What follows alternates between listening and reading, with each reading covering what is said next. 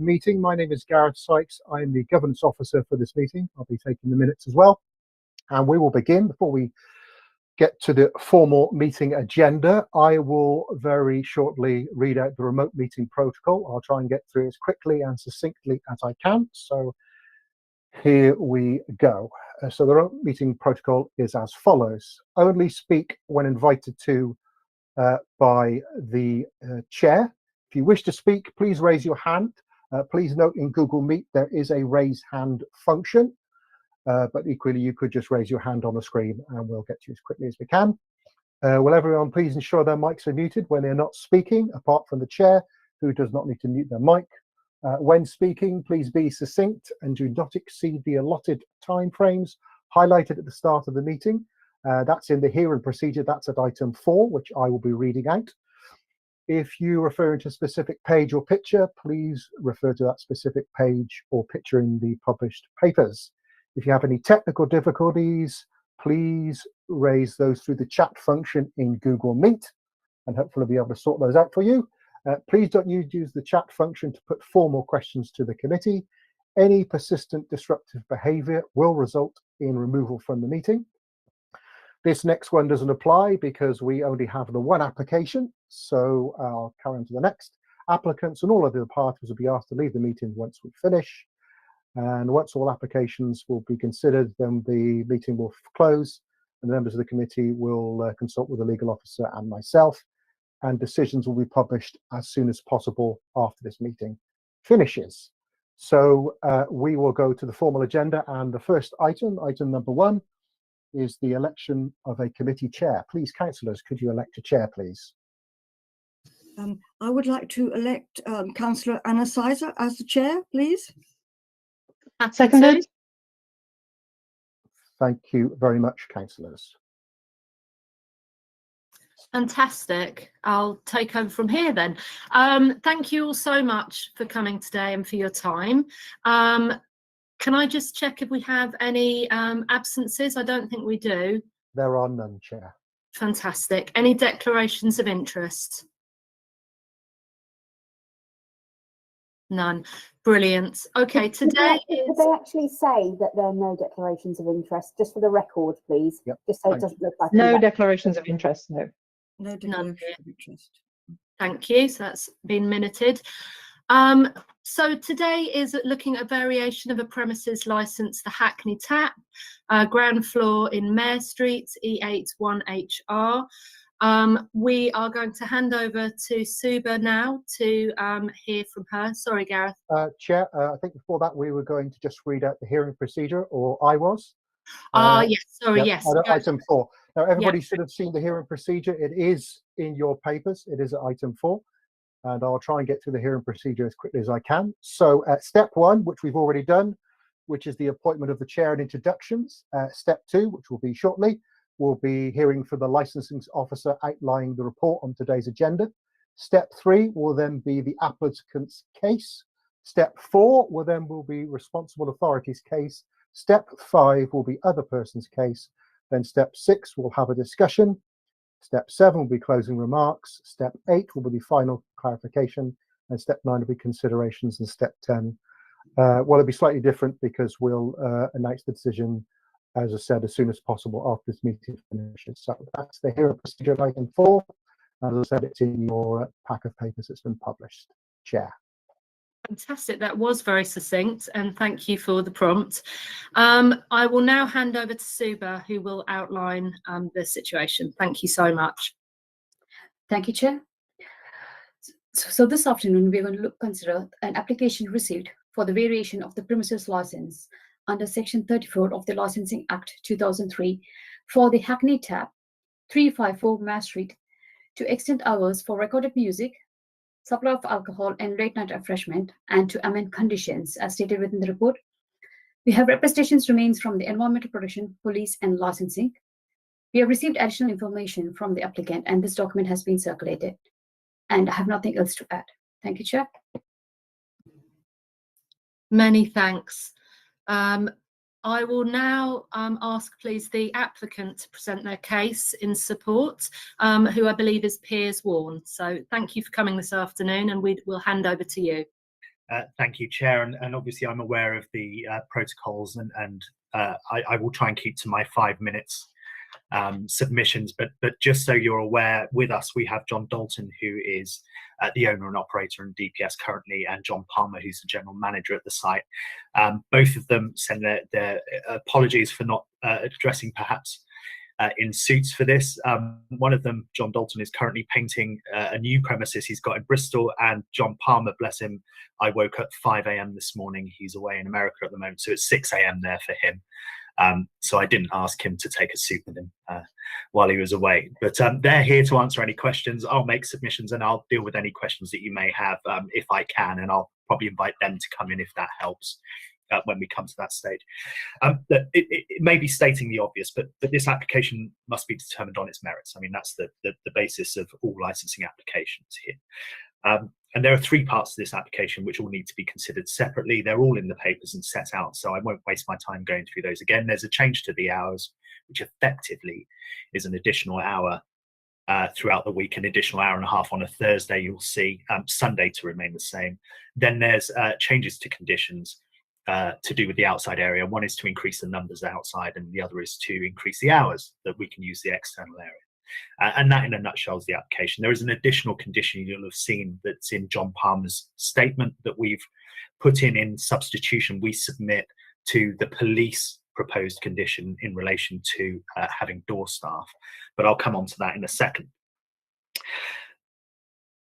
This is an existing operation as opposed to a new license application. So actually we do have some evidence that we can point to rather than making suppositions about what might happen in the future.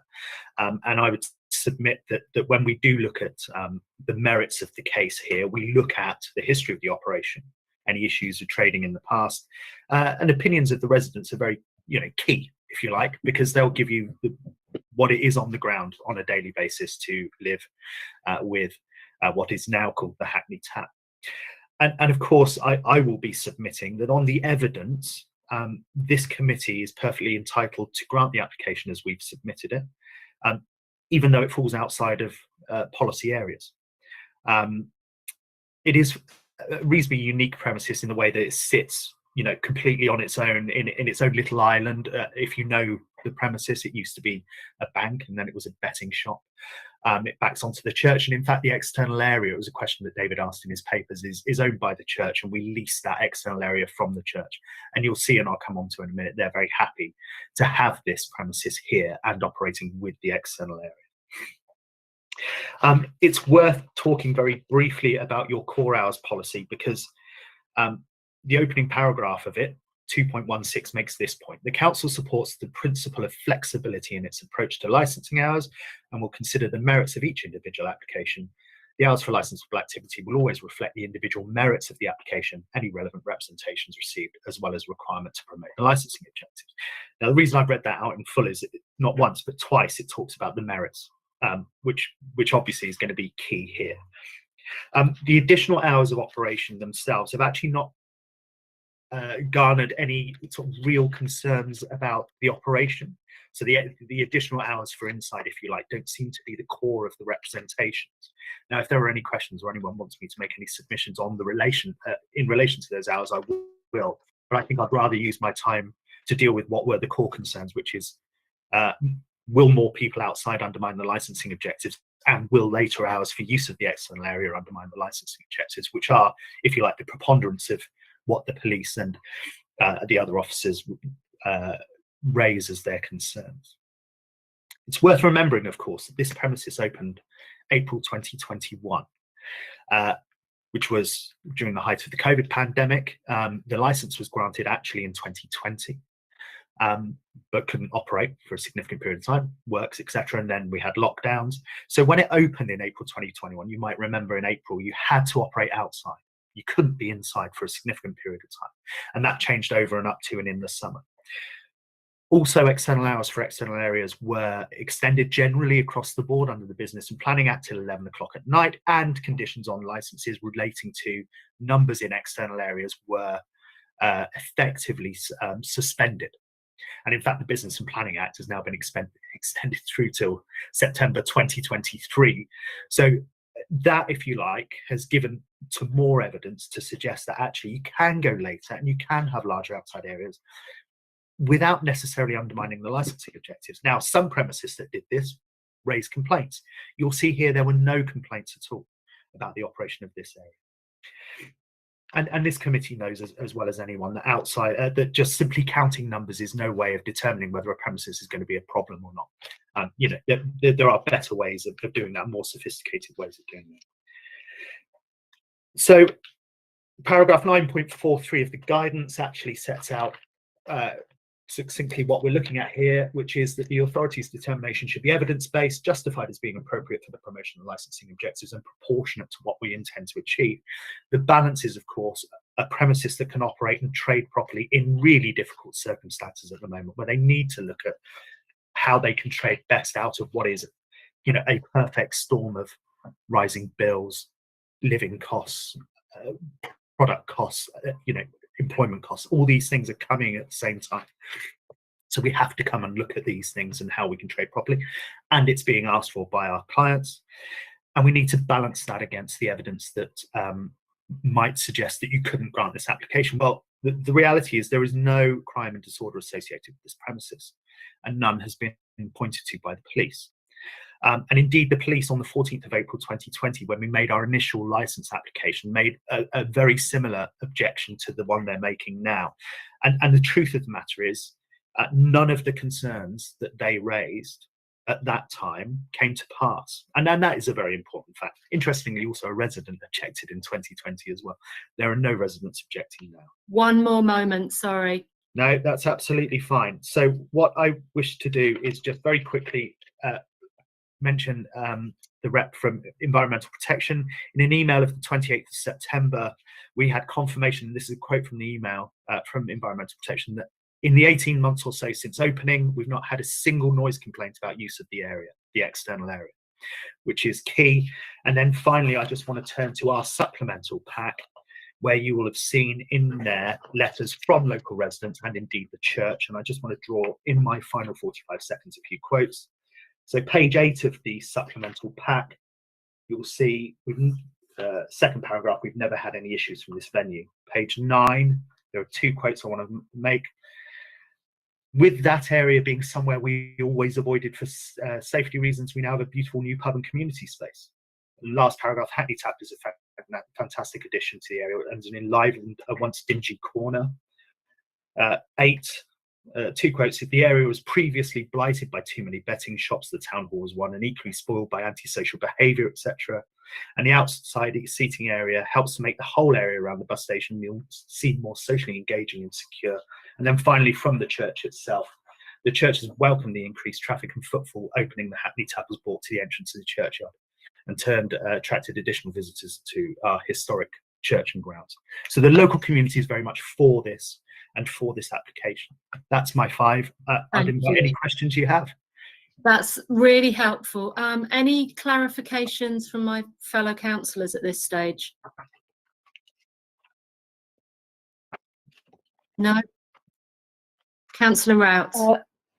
I'm just going to pinch an idea that I think our colleague raised earlier on, which is I think it's page. It's just a question about what's actually being asked for on page 47. I think it is. No, sorry, 27.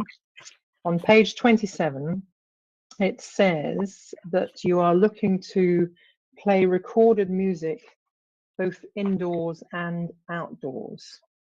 I wondered if we could have a bit more detail about what's planned for that, please.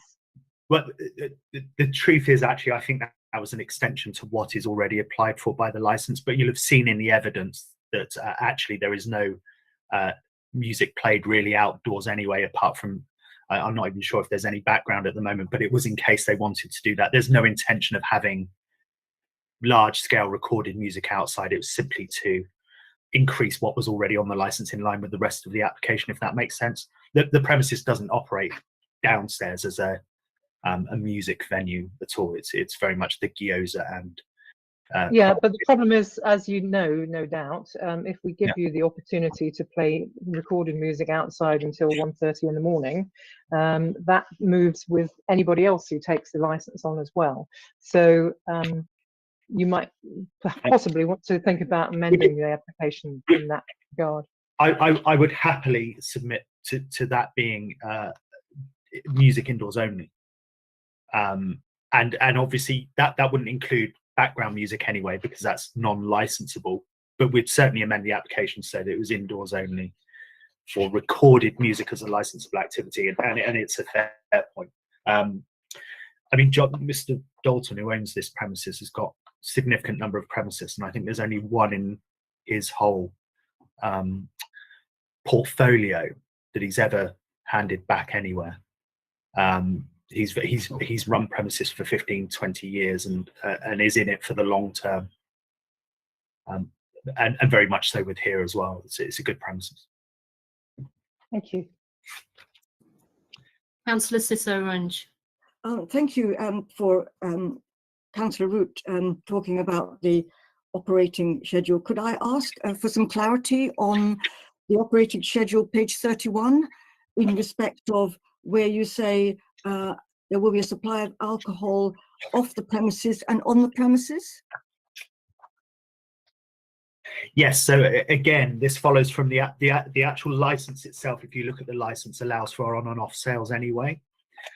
This is an offer which is very much a craft beer offer. So there are bottles and things like that that customers can buy and take away, and sealed bottles to take away and take home. It's no more than that, really. This isn't chucking a load of beer in plastics at the end of the night for people to take off the site. It's simply that they do sell a range of craft products. So customers occasionally want to take a couple of those home as sealed bottles to have with their supper or whatever later on. That's the reason for that. That's great, thank you. Well, if that concludes any questions, thank you very much for that. We're going to move on to the responsible authorities. I believe we've got police, licensing and environmental. Shall we go? I don't think there's a preferable order. I'm just checking with Gareth. No, I don't think there is, Chair. Oh, So, okay. I think then it's a choice. We'll start with police then, if possible, and give you time from now. Thank you. No problem. Thank you very much, Chair. Oh, I've lost the paper. Police concerns regarding this application mainly centre around the proposed changes to the use of the outside area. However, the proposed extension to hours are in excess of core hours as defined in the Council's licensing policy. And police don't think at this stage that the applicant has put in robust measures to mitigate any risks of operating these later hours. There doesn't be any new conditions around dealing with operating later than they are now. Currently, the conditions of the licence state that the outside area should close at 10 o'clock and have no more than 30 patrons out there at any one time. The application seeks to nearly triple this by having a maximum of 84 people outside and extending these hours to 11:30 during the week and 2 hours until midnight, then on Friday and Saturday. The Council's own policy states that the licensing authority will normally use strict external and outdoor areas and activity to between 8 o'clock and 10 o'clock at night unless the applicant can demonstrate comprehensive control measures. Again, police at this time don't believe that anything has been put forward from the applicant to do this. So we have there isn't any crime and disorder as appears, as rightly said. We don't have any major issues with the actual operation of the venue. As I said, most of it is to do with the outside area and the times, and it has been fine up till now. We haven't had the complaints up till now, but it shuts at 10 o'clock outside, and our concern is going forward, opening till much later in the evening. That's when we can get some complaints, especially with, say, obviously the music coming off now has taken that bit away. But there are still the concerns of the number, nearly three times the number of people potentially outside until much later in the evening. That's all from the police at this time. Thank you, Chair. Thank you, very helpful. Can I ask a quick question about control measures? What specifically? It sounds like there's not been concerns thus far, but the concerns are future planning. And you've said not robust enough control measures. What would that look like? Some sort of security at weekends. At the moment, the conditions are that they'll have security as and when they need it. perhaps a condition around, I did suggest in my representation that security is on when they're open past midnight, for example, to control that, which would be the weekends, just to give some control and assistance to maintaining that outside area and keeping a lid on noise and patrons out there. Great, thank you. Any questions from fellow councillors? Amanda? Yes, Chair, just to remind you, I don't know if you want to check with the police officer, the applicant's representative actually agreed to the SIA condition from the police. Absolutely. They wanted it added. So does that make a difference to their representation, the police's representation? Thank you, Chair. Yes. And I can see Piers is wanting to say something at that stage as well. Sorry, I just wanted to clarify with Amanda, we didn't agree that the police condition as was. You'll see in our papers, I think it's page 4 of your supplemental, it's page 2 of our statement. The last paragraph is a condition we offered instead of that, and we offered that in an email instead of that, which is about door supervisors to be risk assessed by the DPS rather than a mandatory you must have one after midnight. So actually it goes further than the you must have one after midnight. But the problem with mandatory conditions is it doesn't take into account things like, you know, very slack trading periods, you know, where you might only have a few customers in a January or February or whatever. So what we offered was that condition in page 4 of your supplemental bundle at the bottom instead of the police condition. And sorry, Amanda, I just wanted to clarify that was the proposal we put forward. Amanda, do you want to come back in? Me, Amanda, sorry. Police Amanda. Yes. Amanda's apologies. It gets too confusing. Yes, we've had obviously the security on risk assessment sort of basis, but that doesn't give us a kind of the reassurance there's always going to be somebody there. I think if you want to operate after midnight, one of the responsibilities you need to have is to have that responsibility of looking after, taking that extra step and going that extra mile to make sure it's safe and make sure you are adhering to the licensing objectives. And I think one of the ways of doing that is by having security and having a condition that requires security after midnight when you're open that later. Thank you, that's helpful. Any other questions? Councillor Rout? Yeah, I was just wondering, you know, how this would work with a risk assessment by the DPS, because obviously if you wait until there's a problem and then decide you need some security, you're a bit late, really. So, you know, I'm tending to agree with PC Griggs, really, that you need the security in place. You need to have risk assessed exactly when you're most likely to need it and have it in place in advance rather than doing it on a case-by-case basis. If I may answer that, Councillor Sizer, are you Yes. happy for me to come in? I think we could start by looking at actually what's happened at the premises since they've opened. They have risk assessed putting on door staff, and they do put on door staff now when they determine, and it's experience that determines when you need door staff. It's not a case of after the fact. You actually, what one does is you look at your trading history, you look at how you've traded other sites when you've got outside areas, and you anticipate how busy you're going to be, and you put door staff on based on that anticipation. Then you tweak it the following week if it isn't exactly as you anticipate it would be. But with the amount of experience that these operators have got, they're actually very good at knowing what their customer profile is going to be, how many customers there'll be in the times. So what you get, and this is a danger with this kind of mandatory condition, is it's very easy to say, well, after midnight, you must put on one member of door staff, which is what the police have asked for. And that takes away all kind of agency. Okay, that's all we need to do. The better option is you must risk assess, you must do a proactive assessment of what you're going to need and act accordingly. We've had 17 months of doing that without a condition, without any crime and disorder issues. So I would say actually that works better than the mandatory conditions, which if you like, let's say, for instance, you can't get hold of a member of door staff at the moment. The premises are shutting because they have mandatory door staff conditions and they can't fulfill the numbers of door staff.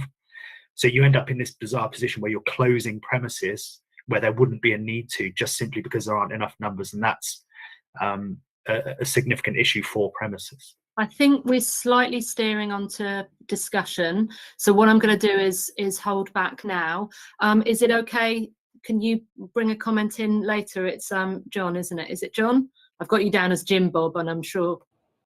Jim Bob? No, it's John. I don't know where that came from. It says Jim Bob on you, but I'm not keen to refer to you as such. So, yes. No, I just wanted to add that when we risk assess, based on what's going on in the area, like if there's nightclubs in the area that have events on, we generally put security on, not for our customers, but to protect ourselves from what's going on in the area. But and also security costs about £25 an hour now. And if you've got 5 people in the venue after midnight, you're out of business if you have to have that condition. I think this is something that we may return to. Amanda, did you want to say something briefly? Yes, Chair. I didn't know if it was appropriate to ask through Chair whether or not the applicant, should members be minded to grant, maybe ask for more than one SIA, would they have any issue with that? Yeah. And I think this is something we might come back to in the discussion because we're getting into quite detailed, but I think that's a very relevant point. So that was really helpful. Thank you. Can I ask the licensing authority now for 5 minutes? Thank you, Chair. I'm sure I won't need 5 minutes. I will keep it very brief. My representation is at Appendix B2 within today's agenda. So within that, I pointed out that I had made a visit to the site, looked at the site. I could see that the tables and chairs appear to be there already. So that might be something that we want to talk about today. It wasn't trading at the time of the visit, so there's some concern that whether there's that conditions being complied to up until this point. But I would also echo what PC Griggs has said.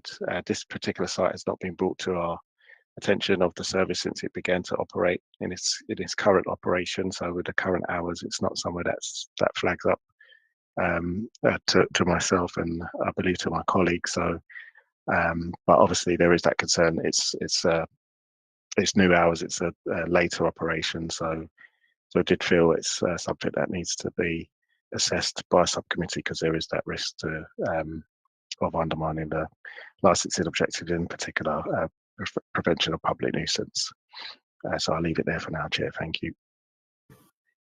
It's very helpful. Thank you. Any questions from fellow councillors? The licensing. Yes, go ahead. Could I just ask, is there a requirement or has there been sight of a table and chairs license, and has there been a sight of a fire assessment certificate? In terms of tables and chairs license, there hasn't been, but Mr. Ward said in his opening submission that land is owned by the church. So if that is the case, then it wouldn't. My expectation would be that our colleagues in markets and street trader service wouldn't need to issue a shop front or pavement license for that. And then in terms of fire risk assessment, no, there hasn't been sight of one, but then there's not a requirement for a licensee to show us a fire risk assessment. They're required to have one, but not to show us one. Thank you. Can I ask then if there is such a thing, please? I think that's a question to.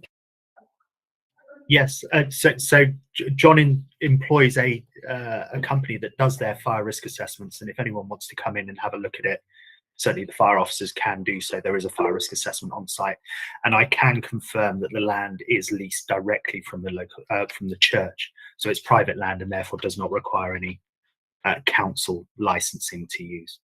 Thank you. Thank you. Councillor Rout.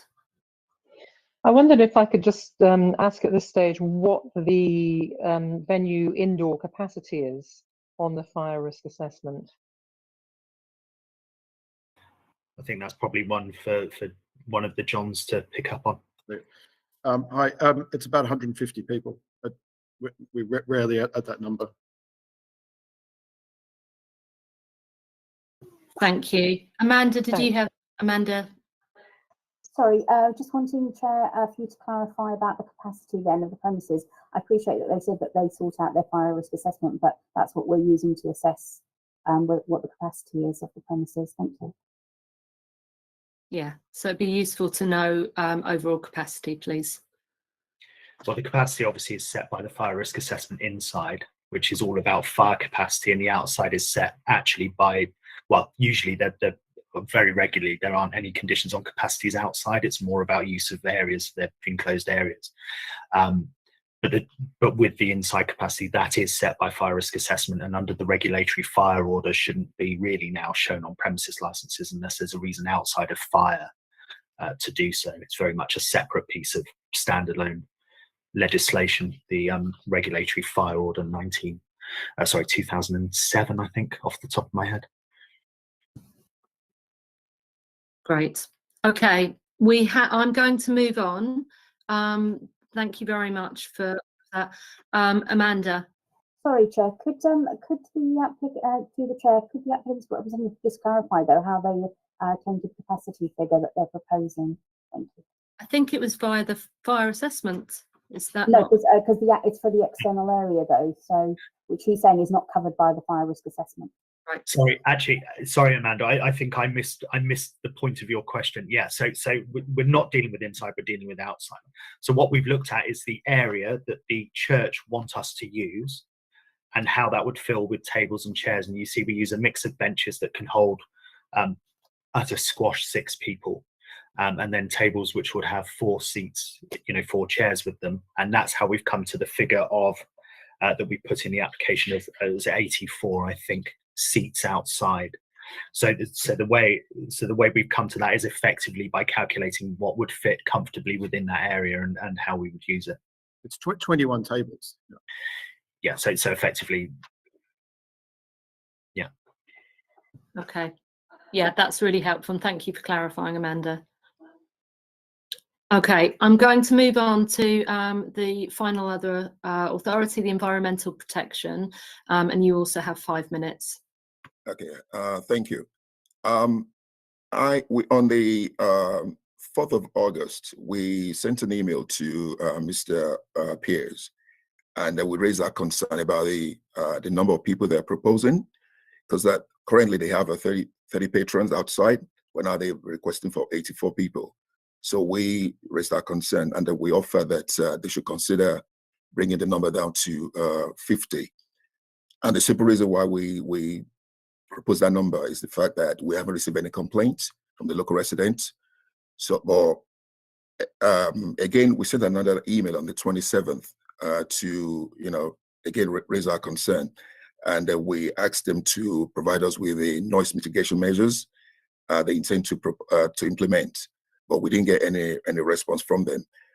In that email, we did call their attention to LP6, that's licensing policy 6, and also that we specifically requested that the number be significantly reduced, but we didn't get any response from them.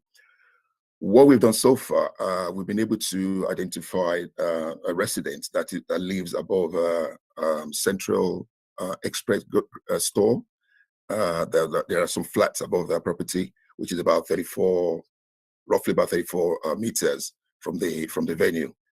So that's our concern, because even though we haven't received any complaint now, there's likely to be a complaint in the future, because if they keep running the event till late, and also the fact that they're going to increase the number of patrons that will be seated outside, might likely generate some noise in the future. Yeah, can I just respond to that? Yeah, sure. We're not running events. It's a place where people eat and drink. They're not events. We sell goes and drinks.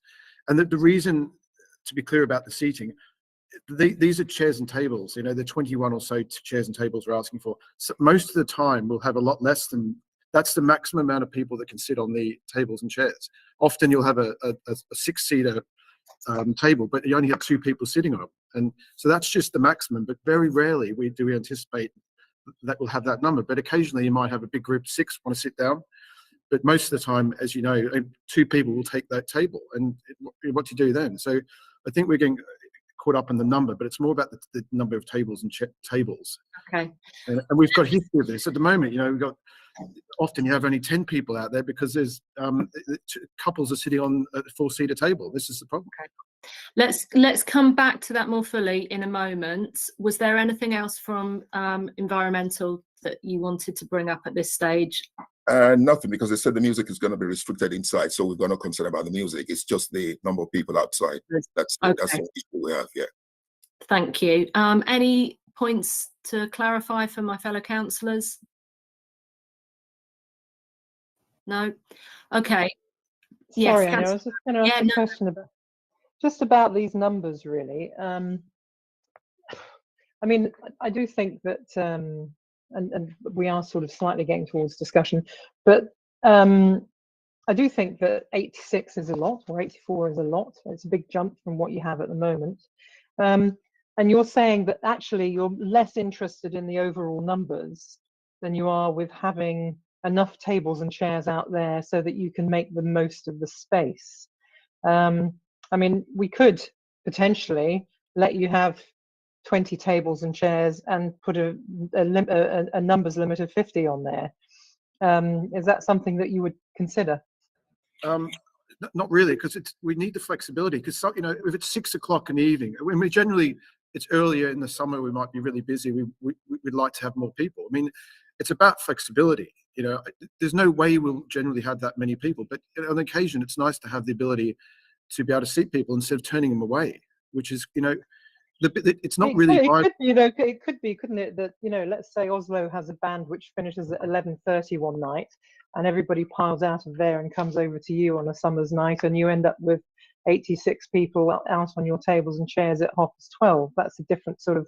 It may not happen all the time, but if we leave it as things as you want it to be, that's a scenario that could happen. We're not applying for a 1 a.m. license outside. It's No, midnight that's true. ending at Midnight. So Yeah. they'll have half an hour, but as I said, we risk assess everything. We don't generally. We have staff out there the whole time, and if we see a big group of people coming from a nightclub, we generally don't let them in. We're about quiet drinking and eating. We're not a nightclub. We're not a venue, and we don't want to be forced into having loads of security on speed, and then you have to become a venue because how do you pay for the security? We generally have a real mixture of demographics through the day. Older people during the afternoon, and then it becomes a bit younger in the evening. But we're getting cut off really early, whereas the whole area is a late night area, and we're not even asking for particularly late hours really outside. We just want people to be able to enjoy themselves and not be because when they leave us, they're going somewhere else, and we're missing out a lot of business. But and that's why the question hasn't been asked. Why are we asking for this? Because we need the business, and we're losing business because of this really tight restriction. And we've also proven ourselves in the last 18 months.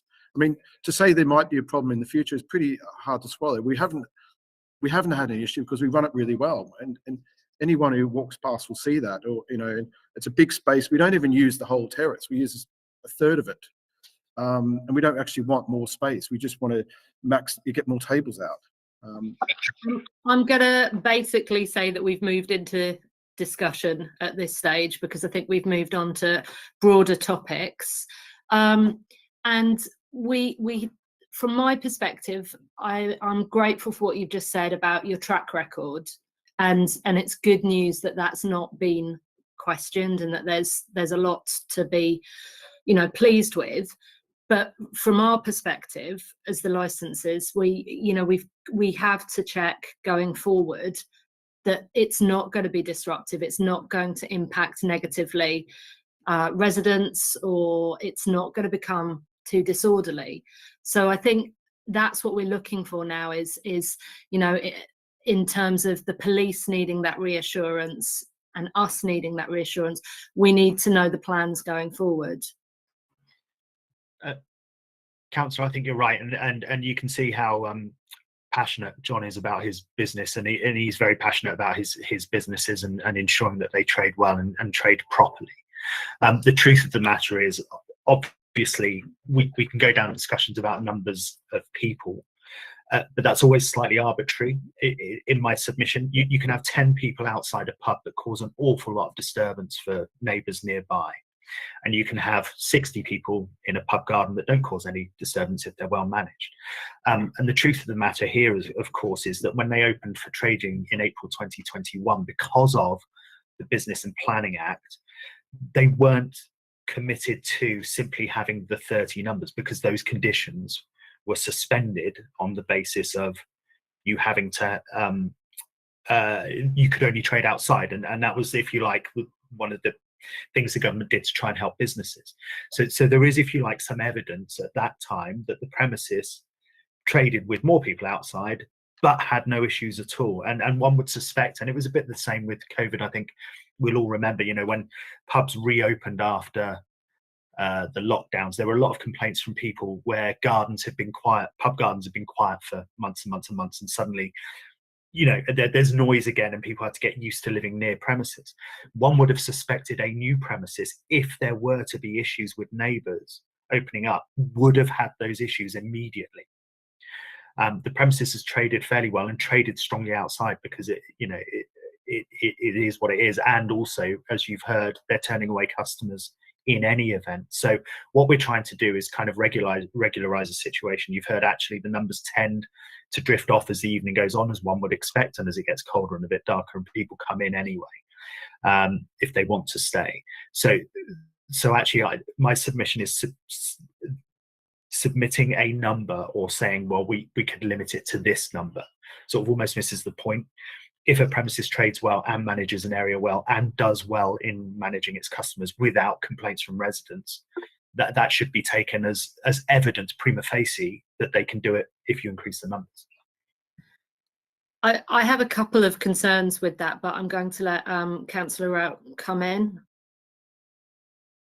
Well, it's just the obvious point really that I wanted to make, which is that your business may run a very orderly house, but you know, once you have the license and you can sell it on to somebody else, and they may not do. So the reason that we get a bit stuck on numbers is simply because we need to give ourselves some kind of reassurance that if we got a different licensee and who was less responsible, that we wouldn't be a hostage to fortune in the future. So that's the explanation for that. Can I just ask a quick question while I've got the floor, which is really about your use of SIA. Do you always have SIA on Friday and Saturday nights anyway? It depends. It depends on look. If it's pouring down with rain and there's no one around, no. But generally, not 9 out of 10 weeks we'd have one on. It's just we look at it early in the week. We see what's coming up, but you know, when we do have them on, they end up becoming more like they do our job what we do anyway, which is, you know, because we always have staff outside anyway. They sort of become almost a host. But yeah, I mean, I've got venues like outside Euston Station. We have no condition. We've had it for 12 years, and it's quite a rough area out there. But we have no condition in our license at all. But yeah, we have security on. If there's football on, we have security on. Or if there's something, a dispute at the station, so we always do it. But it is very dangerous to be forced to have security on the whole time when your business fluctuates, or it's seasonal, like Hackney's seasonal. And you know, and as we've said, the cost of them is enormous. And you don't, you know, venues should be given the opportunity to prove themselves, and we've done that. And then, you know, if you grant this and then there's noise complaints or problems, you know, the license can be reviewed. You can always come back to this.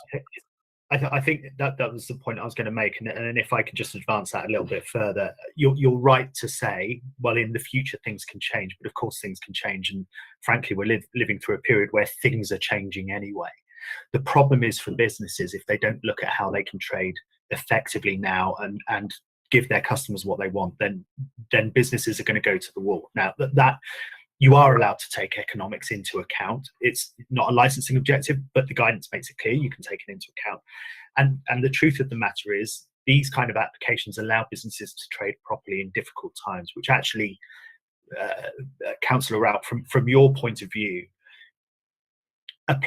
allows more opportunity for this business to stay in business and reduces the need perhaps to sell the business on to someone else.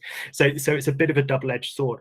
And as John quite rightly says, if John or his team fail in what they're going to do, or it causes an issue, if you were minded to grant this, or the business is sold on to someone who's slightly less reputable, the license can be called in for review. And that was the whole point of the Licensing Act, was to be a bit more permissive with the stick, if you like, of being able to remove people, remove managers, and actually remove hours and impose conditions later on should there be an issue.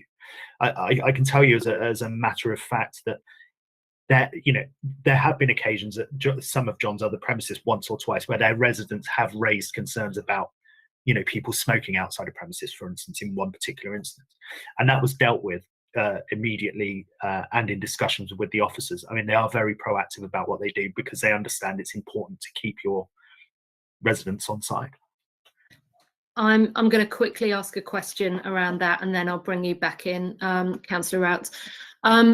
It sounds like, certainly from the supplementary papers that we've received and from the comments from the church, there's some positives.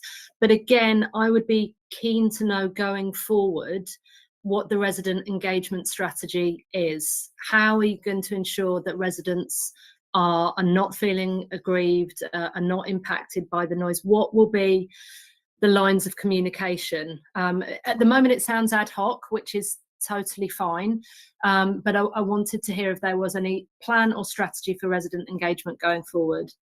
John, if I can jump in first, and then you can say so. Yeah, and at the moment, as you can see, that the residents are saying that they often use the pub anyway, and so they have that direct line of communication anyway.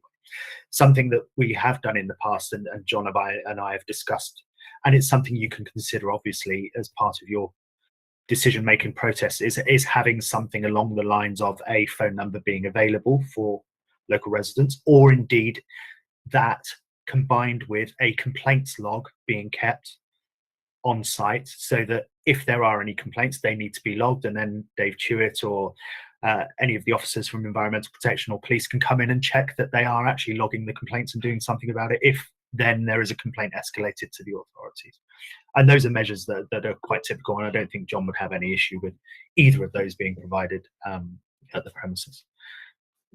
Have any of the other authorities got comments on that? Sorry, I just want to bring in for any comments at this stage. From experience, the idea that Mr. Pierce just brought up doesn't work. The fact that they're going to provide a telephone number for local residents, some residents don't feel comfortable doing that. They rather complain to the council, even though some of them do go to drink at the pub. Well, let me just come back to that. Sorry, John, one second. If there are no complaints over the last 17 months, one could say that that is not a history of having any kind of complaints. So what is there at the moment is working. So I would disagree that when you say those kind of things don't work. I've seen them applied across the country in my 20 years of doing licensing. And they do work if they're used properly, in the same way as any other management tool is used properly. The problem with that, however, is if you're a responsible landlord owner, then yes, that system should work. However, we have sadly seen times when residents don't feel empowered. There's caution for whatever reason about making any complaints. And just because you haven't received complaints now, I'm not going to automatically take that meaning that there aren't any feelings of concern from residents, and that's what I'd really be interested to hear is, going forward, how can we make sure there are lines of communication? I totally understand that, and that's why we're proposing conditions that I think the thing about conditions is you can be held to them.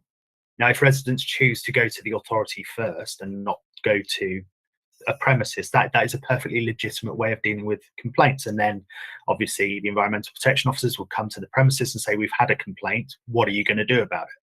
And that would usually bring about a management plan of some kind. And we've used management plans of all kinds. When we know what the complaints are, you tailor it to the issue. A lot of this is sort of trying to anticipate something that hasn't happened.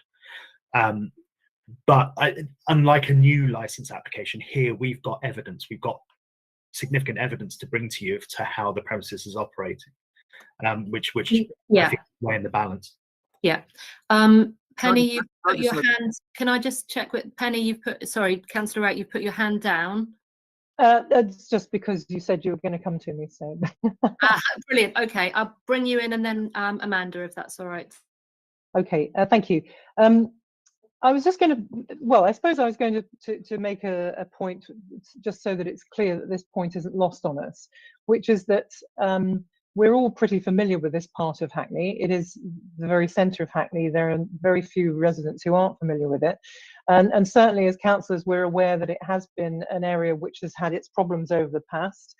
and that the Hackney Tap does at the moment seem to be a force for good in that area. That's sort of, I think we probably all agree on that. But I think it's also important for you to recognise that the positives that you've brought to the area diminish, in a sense, in proportion to the extra hours that you stay open. So if you like, the number of complaints that there are likely to be is likely to go up the later that you stay open, you know, because your neighbours are going to be pretty cool about things at 9 o'clock or even up to 10 o'clock, but they may feel very differently about 1 o'clock or 1:30. So if you like, some of the positives go down with the extra hours, and similarly, the need for SIA at weekends in particular does, it seems to me, go up with the increase in the hours as well. You know, the more hours you have, the more you need SIA on late, because they're dealing with people who are intoxicated, coming into your premises, probably already having, you know, had a night out, etc., etc. And I suppose I just am trying to get a sense, therefore, it seems to me that it's quite a big ask, what you're asking for at the moment. You're asking for nearly 3 times more people outside, and you're asking for quite a significant jump in your hours, both inside and outside. Is there any ground in the middle where we can meet here? Shall I come back on the points that you've raised, and then we can talk about ground to meet in the middle after that? First of all, as I said, the Business and Planning Act actually allowed for extensions of hours outside to 11 o'clock anyway, and for larger numbers. That's under the Business and Planning Act, and that's been enforced since about July 2020. Secondly, if you look at the area, this premises is not an oasis in a desert where there's only residents and shops. There are very few residents around, but if you look at the other premises in the area, there are Paper Dress, which is open till 2:30 Friday and Saturday. You've got a McDonald's that's open till 1:45 each day. The Crown is open. The Moth Club's open till 3 a.m. The Globe has got a 2 a.m. license on Saturday. So there's a lot of premises in the immediate vicinity that have late hours. And at the moment, people are leaving our premises, as John says, and going to these other places. Whereas, in fact, they're saying to us, we'd rather stay with you and stay in a secure place where we can manage things well. You're right to say that obviously things can change in the future, and different types of premises will need different types of door staff. There are some premises that from the moment they open till the moment they shut, you would want door staff on. This is not one of those premises, with respect. And yes, as you've heard, when they trade and there are other issues going or other things going on in the area, they already put on door staff. They take that responsibility seriously already. And that's what they do throughout their estate. It's the idea of putting on mandatory door staff when in fact that doesn't take into account the vicissitudes of a daily trading pattern that can go up and down with the seasons, with weather, with events going on elsewhere. That's where it becomes a cost and a dragging cost on businesses. And as I said earlier, it can actually force businesses to close where they can't get hold of door staff. And that is the problem. So what we're saying here is, yes, things can change, but we've got to look at this premises and look at how it's traded and the evidence we've got before us here, and actually judge them on the merits of that as much as anything else. That's what the Licensing Act asks us to do. Okay, I'd like to bring in Amanda Nouse first, and then Amanda Greggs. Thank you, Chair. To the Chair, just to ask for clarification, Chair, if you'd like to ask the applicant's representative that when they were doing their consultation, did they consult with any local residents? I know there is no actual representations objecting to the application, but did they actually make any contact or anything informally or otherwise? And how did that go? Yeah, thank you. That would be really helpful. Yeah, and the answer is yes. There has been consultation, ongoing consultation, because some of the residents in the church asked how they could get involved and put in a positive letter in support. So you know that's just naturally how things go. Now, there wasn't a letter dropped to all the residents that live above the the shops. There was nothing formal, but yes, there certainly was informal discussions. John and John, the manager in particular, who has very good relationships with the neighbours in the area, has been discussing it with them. And as you can see from the letters that come in, there's been nothing but support for the proposition that this is an application that they support. You know, we didn't do a formal application. It wasn't felt necessary in this case, because obviously you have the consultation window of 28 days, blue notices going up. And as I said earlier, in April 2020, a resident took that opportunity to object to the application then, and hasn't objected this time, one has to say. Okay, thank you. Amanda Griggs. Thank you, Chair. Just a quick one. Say that the other venues that the applicant's representative listed don't have the same, inside, yes, they do go to those late, but I say it's concerns about the outside area, they don't have those outside areas, and if they do, most of them have restrictions on making sure they're shut at 10 o'clock anyway. And they all, I believe, and I'm just checking me McDonald's, but have security staff as well. That's all. Most is not all, and John who are in the area regularly can give you evidence of premises with lots of people outside at different times of night, going much later than 10 o'clock. And the issue of door staff, I think we've dealt with in significant detail actually here. Either of the other councillors have any questions before we move to? Yeah, thank you.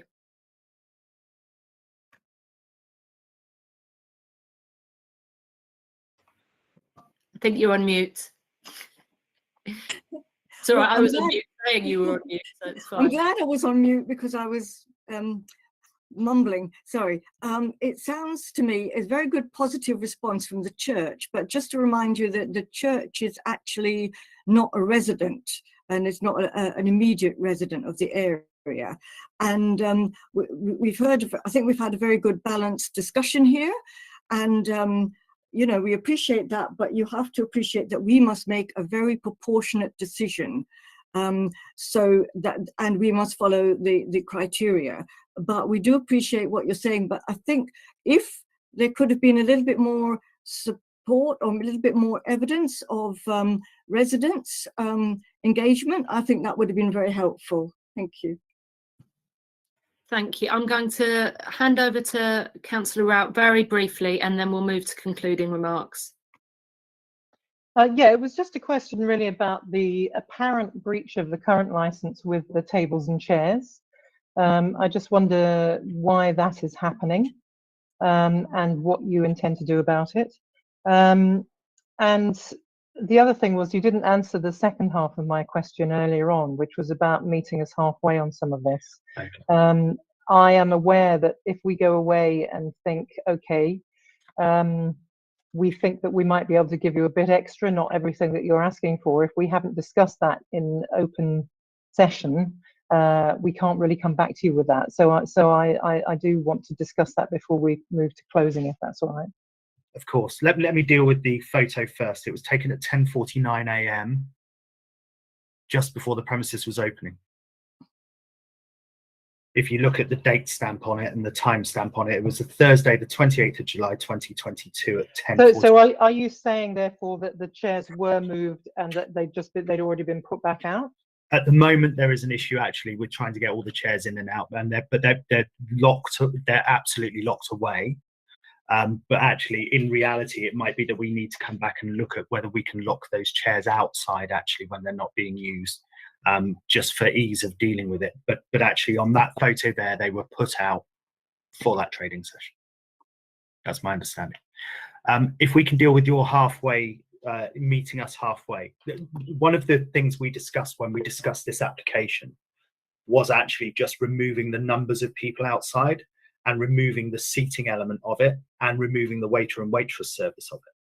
So it was like a drinking area that you would find at pubs and bars across Hackney. It was determined actually not to do those things, because we wanted to demonstrate that we were still keen to work with what would be slightly more restrictive than on other licenses in terms of setting numbers, keeping seating and keeping service outside. That's partly because our customers really like it, but it's also partly so that we can manage the area.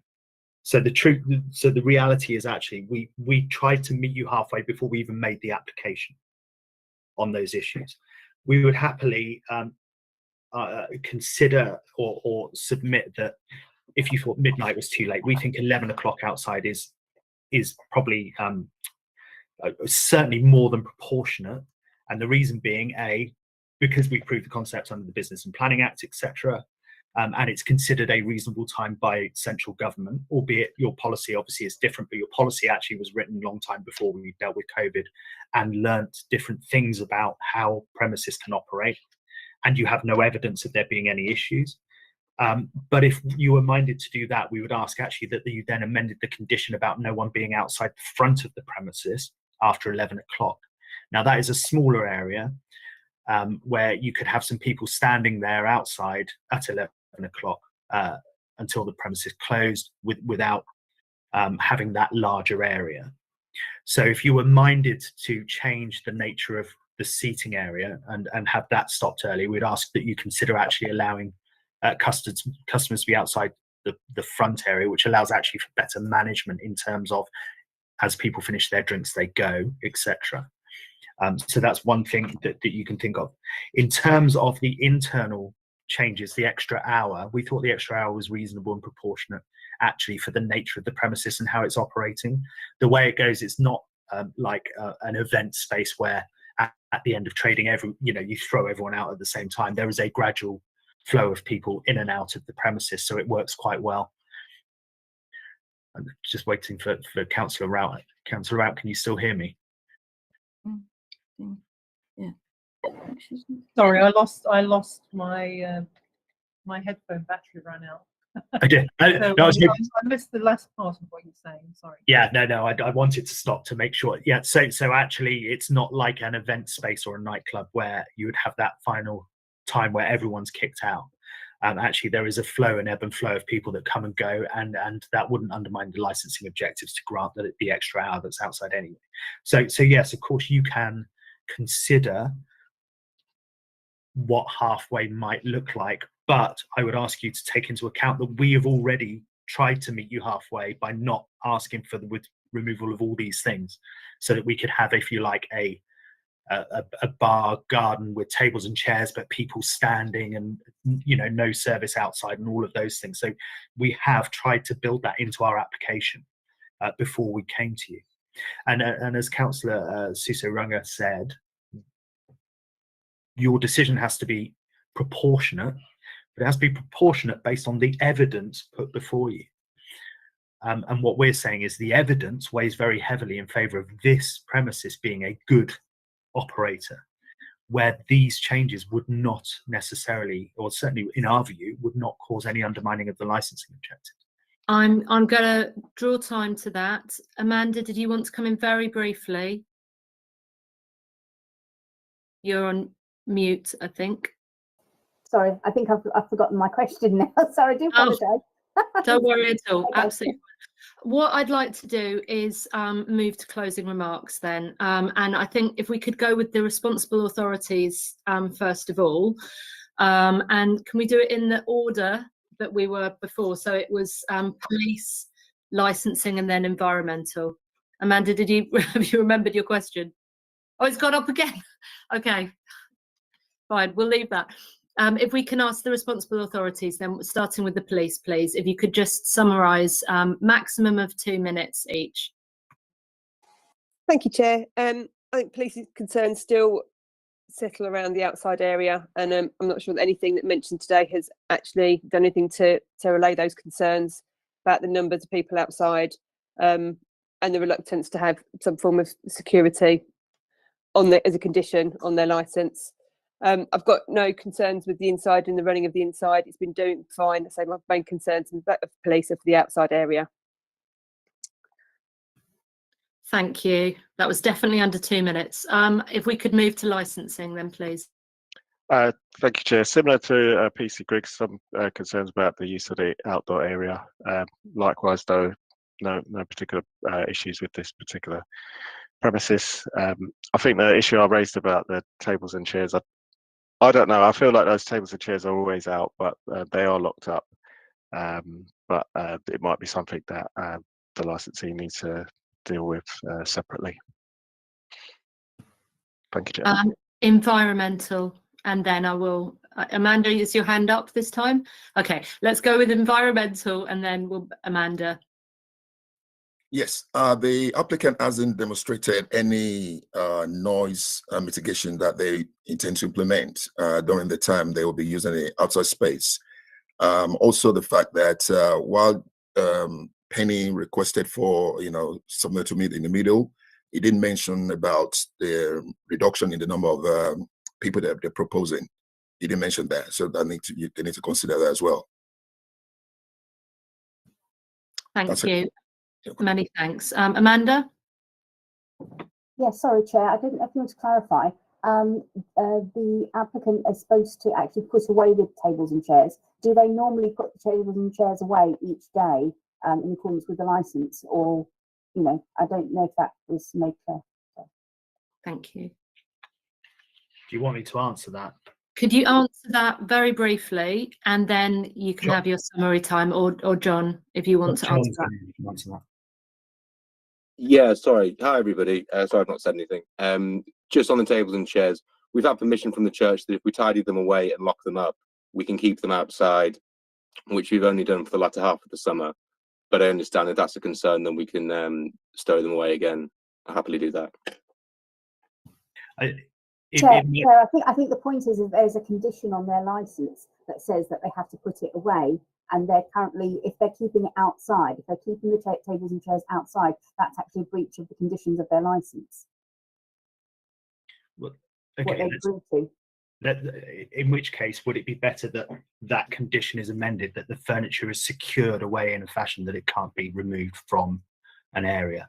That would solve this issue if condition 45 were amended to allow for the furniture to be locked away securely, but remove any reference to it being locked inside securely. Does that make sense? I think, Chair, you need to speak, get representations from the licensing department. I'm not sure that they'll agree to that, but. Do you want me to come in, Chair? Please go ahead. Yeah, thank you. Well, two things. Whether it's a breach or not is subject to investigation and licensable activity being carried on, etc. But in this case, I think there is an expectation that the furniture is moved away, but I don't think it's been a problem. So if at a later stage that condition is varied, that condition could be looked at a separate time and varied to as a minor variation. As a variation of some sort. As a variation of some sort. Okay, thank you. I'm going to ask for the applicant to summarise now. 2 minutes. Thank you, Chair. Look, first of all, to the police's point, this is not a reluctance to have security. They've put on security without any condition requiring it at another time.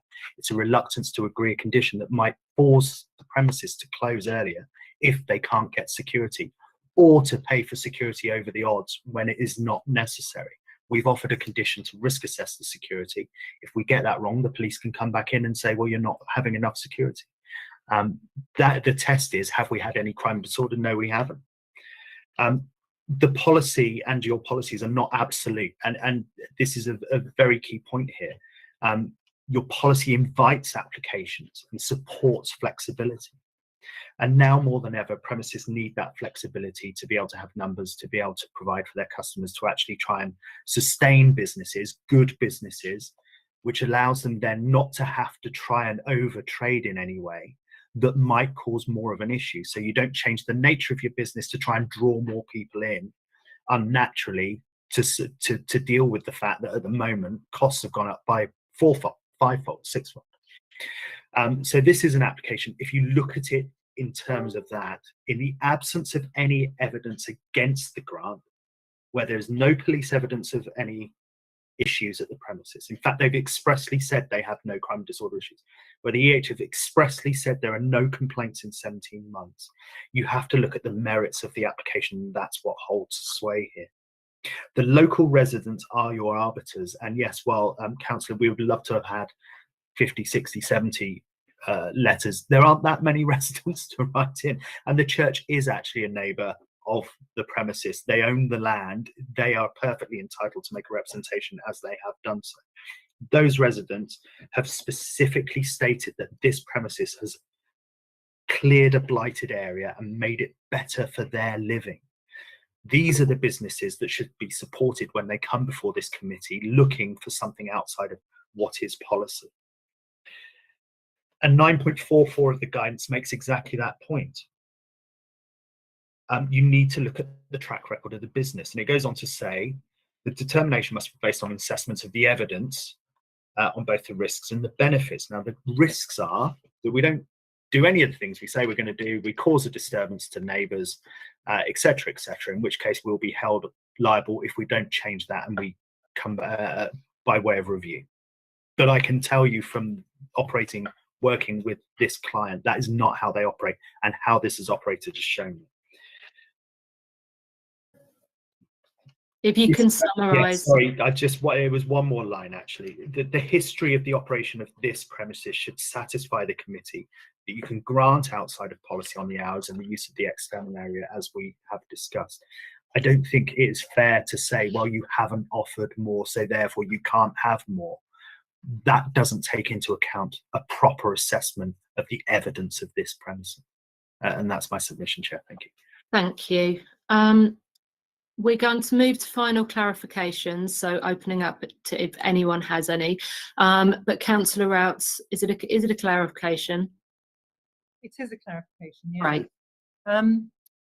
One thing I'm not quite clear about is the outside area as it stands at the moment. Is it waited on? Is it table service, or is it bar service? Is it that people can go in and get themselves something to drink at the bar, or is it always table service outside? That's something I haven't quite understood. I suppose just on the clarification issue, Environmental Protection raised this issue of the number of 50, which they had suggested. What would your view be on that? The premises has used the Business and Planning Act to have over 50 in that area anyway.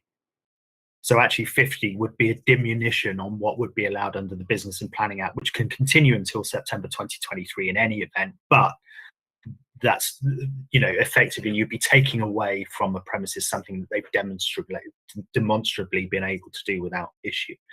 In relation to the first part of your question, the condition requires there to be waiter and waitress service, so service to tables outside during certain periods in the summer. That is what happens, but people are still allowed to go in as they want to do, to look at the menu, to taste beers, to check out the interior because it's a beautiful building, and then come back out. So it's a bit of both. People can go in and get drinks and bring them out, or they can use, as you'll have seen, the QR code to order at the table, and there's table service as required by the conditions. I hope that helps. Yeah, that clarifies. Amanda?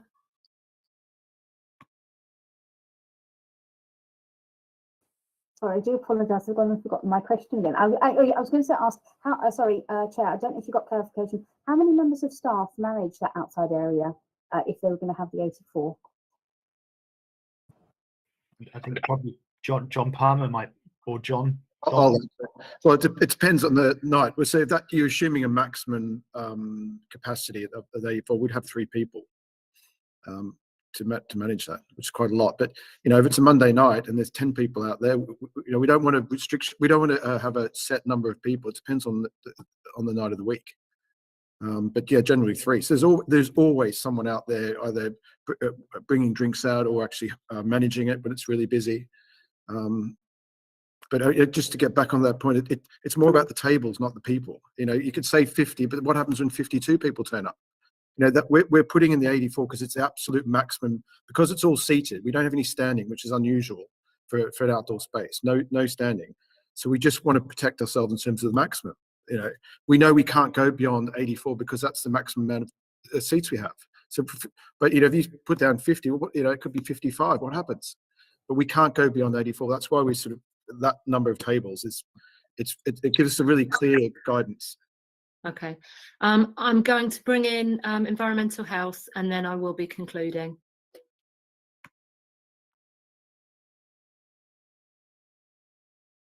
You're on mute.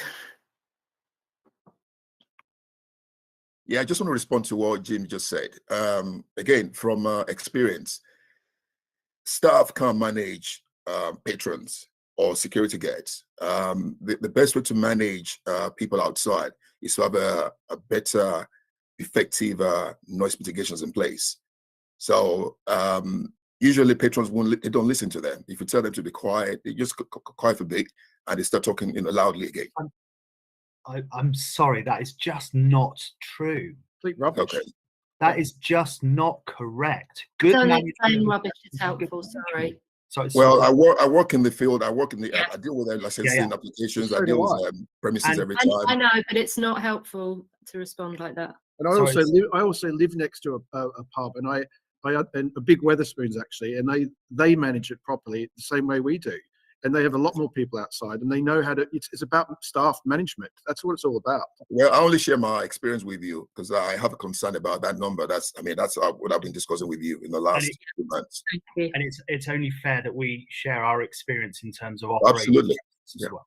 And Okay. apologies for John's comment. I mean, I don't think he meant it in that way, but he's very No, it's about people sort of rubbishing his businesses. no. Or I giving- totally understand, but it's important to be courteous to each other. Of course. I think we've spent quite a lot of time on this, gone slightly over time. We will, I think, draw to conclusion there. So we can, there's no further business, no tens today. There being no further business, we can draw the meeting to an end and we can stop the live streaming, please. So it just remains for us to say thank you very much all for your time, for your input, and the decision will be in the next, is it 24 hours, 48 hours? They can now contact the licensing department for a summary of the decision, and then the full decision being sent out as soon as possible. Brilliant. Okay. Sorry, we can contact the authority in 24 or 48 hours. Is that the 24 tomorrow. By tomorrow, they'll contact them. Yes, thank you. perfect? Thank you. Thank you. Thank you for your time, everyone. Thank you, everybody. So, Thank you, everyone. yeah, that's Thank you, everyone.